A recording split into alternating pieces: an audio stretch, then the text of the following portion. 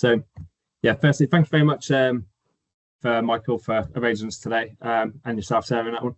And also as well, thank you, Helen, for that amazing presentation. Very insightful. Yeah, it's an exciting place to be. So just to introduce myself then, my name is James Langley. I work at Loughborough College, currently a lecturer there, and we recently have conducted a systematic review looking at the methodological approaches in testing the maximum lactate accumulation rate and what to kind of consider going forwards. So first off, just provide a little bit of background context and information, where Henning has just done this quite extensively as well, so I won't go into too much detail. But as previously alluded to, Ben, Mader first provided his mathematical model of human energy metabolism in 1984 to explain that metabolic origins behind the anaerobic threshold, or the maximum lactate steady state, or the MLSS as we know. And we've seen from out of it some of the key input parameters, the individual's muscle mass, their maximum rate of glycolysis, and also their oxidative capacity.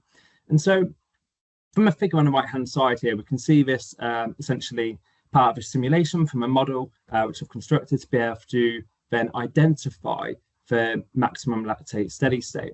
So the red line here represents the gross maximum lactate formation. So and we see this exponential increase as the exercise intensity of workload increases as well. The blue line here then represents the lactate oxidation or elimination essentially. And we see this as more of a linear relationship. So as the work rate increases, then we see this increase in a linear response of VO2, and therefore as well, the more amount of lactate is able to be oxidized via type 1 kind of muscle fibers in this point. And what we see then is at this point of the intersection where these two lines cross over, this then represents that maximum lactate steady state being achieved, and we can then correspond that with the power at the maximum lactate steady state. It's represented here by the PMLSS. So prior to that point of the intersection between the two lines, we have lactate being oxidized, and this represents the oxidative metabolism. Despite an initial increase in the blood lactate concentrations, this is still able to be fully oxidized by other muscles essentially until we get to that metabolic steady state. It's only beyond this maximum lactate steady state then where we have greater rates of lactate accumulation. And we can see then that beyond the VO2 max, when we're exercising, we've achieved our maximum lactate oxidation rate, and therefore we can't oxidize the lactate or clear it any faster beyond the VO2 max. So let's kind of explore this a bit further and explain what we look to do. So a key input parameter of Mader's metabolic modeling of human energy metabolism in 1984 is the maximum rate of glycolysis. And this was represented by the maximum lactate formation rate measured directly within the muscle cell itself. And we can see it's expressed via the change in lactate divided by the change in time. So here then Mader was able to express this as the metabolism of glucose to breakdown of pyruvate, essentially the levels of increase in pyruvate, and the net gain of pyruvate represents the rate of glycolysis. Also as well in contribution with lactate, as essentially pyruvate is converted via the key enzyme lactate dehydrogenase and it's near equilibrium enzyme reaction to lactate pretty much instantaneously. However, there's a distinct challenge here of this, and we can't directly measure what's going on within the muscle cell. So it's not practical. So as previously kind of alluded to then, Mader initially then created this model in 1994 now to try to create a practical implementation. And so what we can see here then is Mader proposed now the maximum lactate accumulation rate as opposed to formation rate. And this is measured in the blood. So as part of the model represented from taking capillary blood lactate samples prior to all our exercise, so supramaximal exercise completed over 10 to 15 seconds in exercise duration. And what we can then see happen is we get the accumulation of lactate from the glycolysis within the muscle, and this is then able to be transported out of the muscle via the monocarboxylate transporters, so MCT4 specifically, and into the bloodstream until we get to this point of equilibrium and balance. And then we can essentially sample the blood to ascertain the quantity of lactate within the bloodstream to then be able to derive essentially the maximum lactate accumulation rate. And we can see here then this is calculated by the maximum post-blood lactate, take away pre-lactate, divided by the test duration and the alactate time period within here. So essentially the alactate time component, despite being a kind of fictitious construct, is an integral component of this to ensure that the maximum rate of glycolysis isn't underrepresented. So today we're going to focus specifically on this right-hand side, the maximum lactate accumulation rate. So what did we do then? Well, our primary aim of our systematic review was to evaluate the current methodological approaches applied to test the athlete's vLamax across a range of modalities. So secondly, we then aim to assess the reliability of a vLamax, including the alactate time component, and also as well the influence of the blood lactate concentrations and reliability of these measures as well. And then lastly, based off these findings, we aim to make practical recommendations, enhance standardization, and also as well promote practice for future researchers and applied practitioners. So within our methods, we conducted a systematic review in accordance to the PRISMA guidelines, and we essentially completed searches of the following databases: PubMed, Scopus, Google Scholar, and Spoil in both German and English equivalents within here. So myself and Dr. Michael Porter paired up with Ralph Hayes and Dr. Nico Nitscher to be able to conduct this review across both English and German databases to provide this kind of totality within there. So based off our inclusion criteria, ensuring that the vLamax was a primary measure in human participants and populations, supramaximal exercise was completed, and a test duration essentially of no longer than 60 seconds, we had a total of 27 participants, 27 studies included.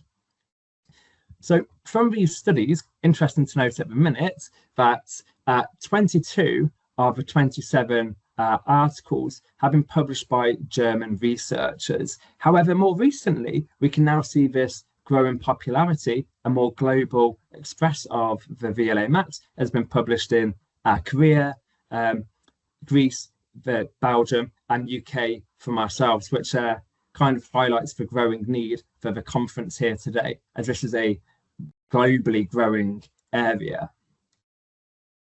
Okay, so what did we actually find? So first of all, we had a look at the influence of the alactate time period and method in essentially determining the vLamax. So in total, we found 9 different methods have currently been adopted across different modalities and also within them between researchers to essentially identify the alactic time period. So the figure here expresses essentially the relationship between the alactic time and the vLamax across cycling over 15 seconds with the pooled data from these studies.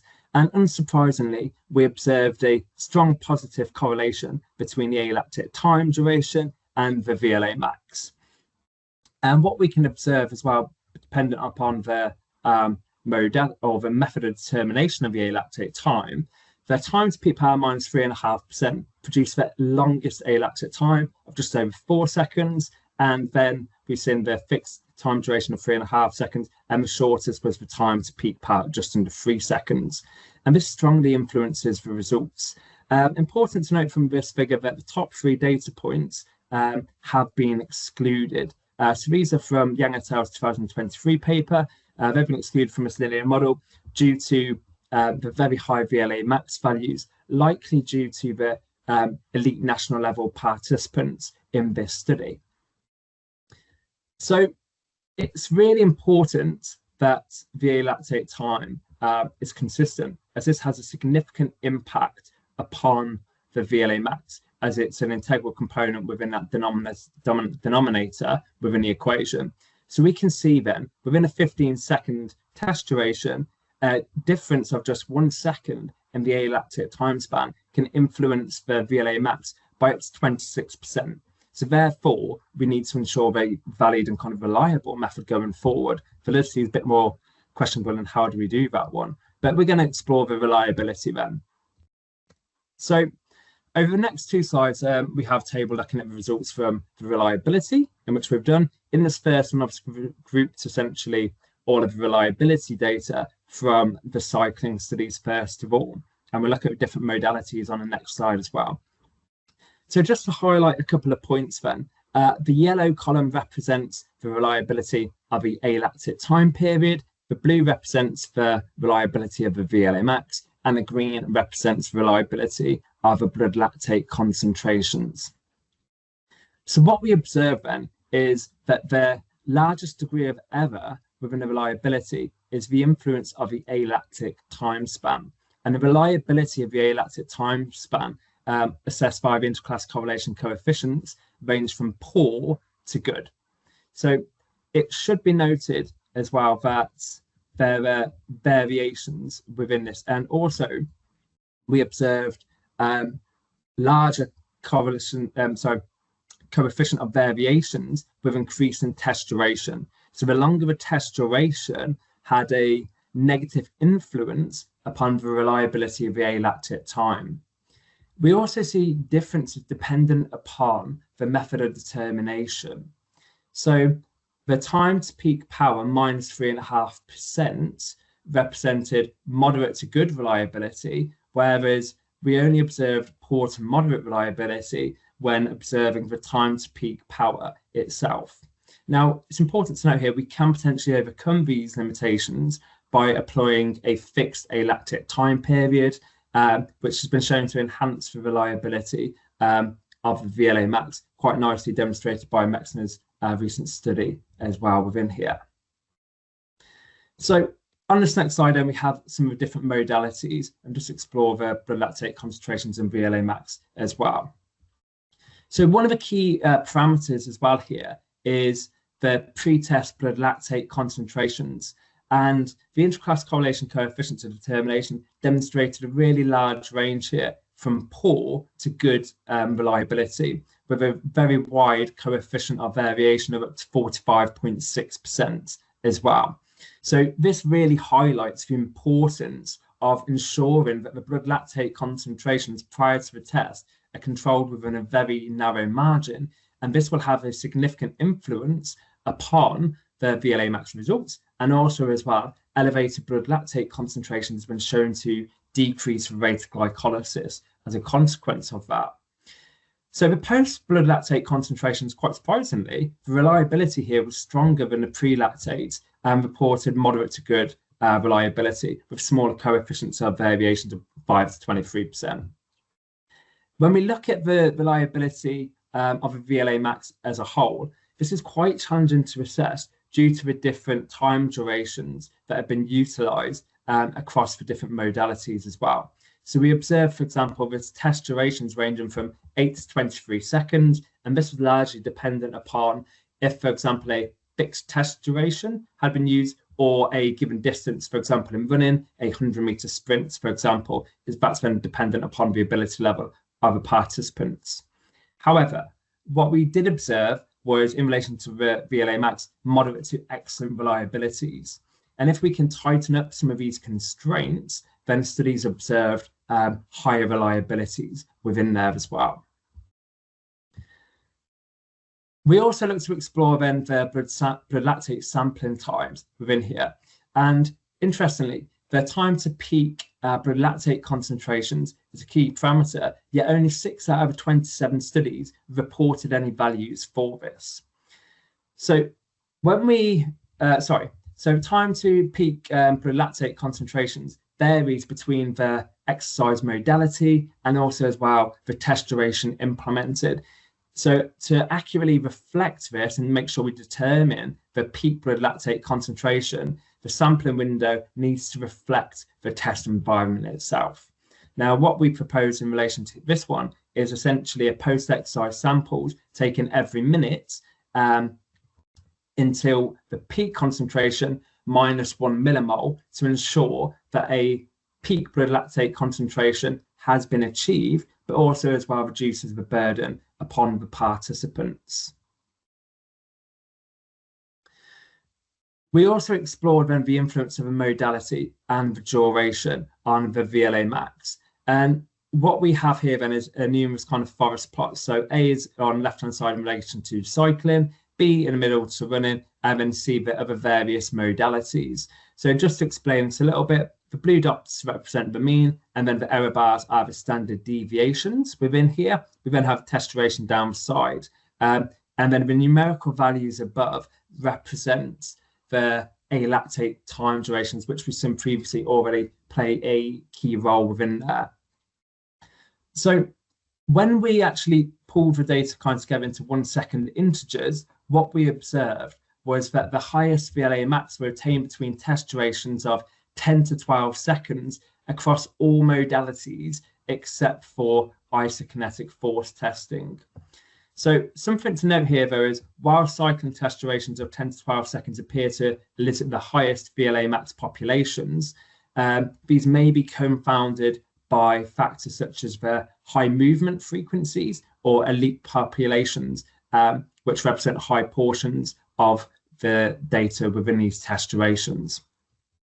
The other element of what we identified then was distinct differences in the amplitude of a vLamax dependent upon the modality. So irrespective of test duration, we see key differences here. And these may be attributed to the total work, the quantity of active muscle mass, intra-individual muscle fiber type distribution, lactate distribution volume differences, and also as well differences within motor recruitment patterns taking place.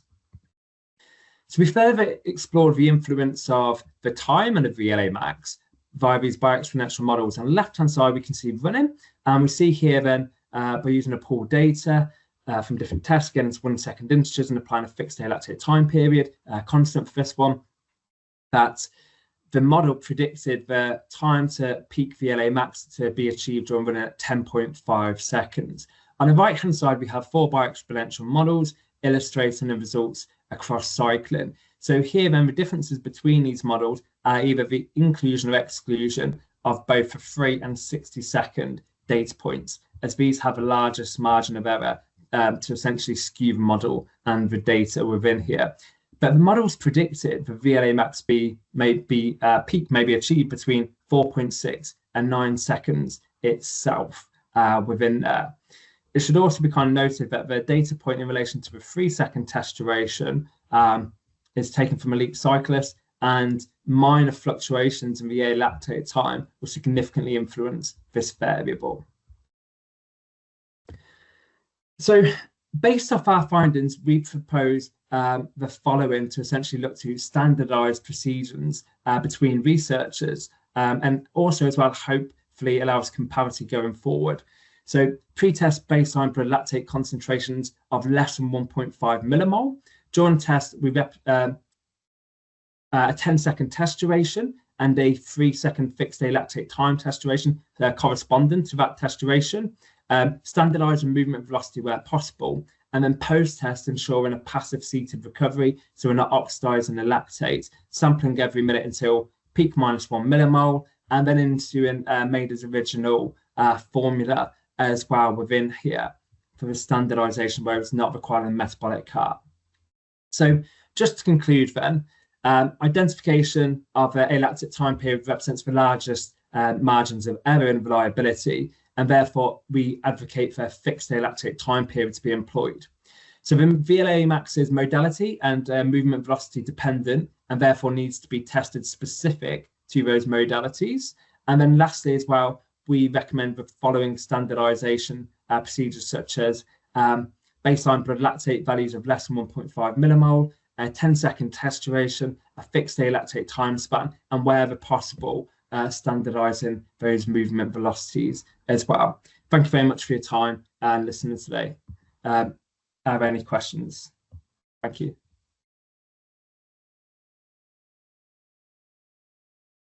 Excellent. Thank you very much for your talk, Jamie. Really insightful. I think that's going to be really helpful for to get everybody on the same playing field going forward. Just give people a couple of minutes to ask any questions in the chat if they have any. So I wondered if you could give me your thoughts on how you might train either a higher or a lower vLamax going forward then. As Helen kind of alluded to earlier, this is going to depend upon the requirements of the event and which direction we're aiming to shift the lactic curve. At the minute, what I will say is there's not very much research on this, and it's not easy to essentially interpret. And based on our review, we weren't able to make solid recommendations. So more research definitely needs to be done here. However, I would say that I think that more low intensity, long duration training will look to lower the vLamax, and in turn there, for example, if we're looking to increase the MLSS, or if, for example, a athlete needs higher levels of peak power, it may be a case of weight training to increase the muscle mass within there and higher rates of glycolysis, for example, like weight training, plyometric training, and very short, high intense sprints may look to increase that rates of glycolysis. So repeated sprints perhaps over less than 10 seconds in duration with prolonged recoveries. So Henan's just asked a question in the chat then. So great overview of the literature. What is your view of changing to the VLA peak then, and given the problems with the vLamax? Yeah, I think I completely agree with that in this part. So I've got no problem. If I kind of go back as well, I think just on a couple of my slides a second, because I think when we're looking at these kind of models, I think this further highlights it. Well, actually, at what point does it occur? It's going to be very dependent upon the test duration in itself. And as Henan alluded to, we're going to be kind of guessing really in terms of how have we attained a VLA max, okay? Whereas a VLA peak is going to look to kind of eradicate that problems. If we paint it very clear to everybody that these are the constraints of the model, we've used a X duration, X integers within there, then we can say for this, we achieve this VLA peak. Okay, we're not attributing, for example, of a construct within a muscle which we can't directly assess. So I think that would be a good movement to advocate going forward to that shift towards the VLA peak. And see here, I know as a peak vLamax, or essentially it's a peak VLA in this part. So what we're seeing is the peak VLA in itself.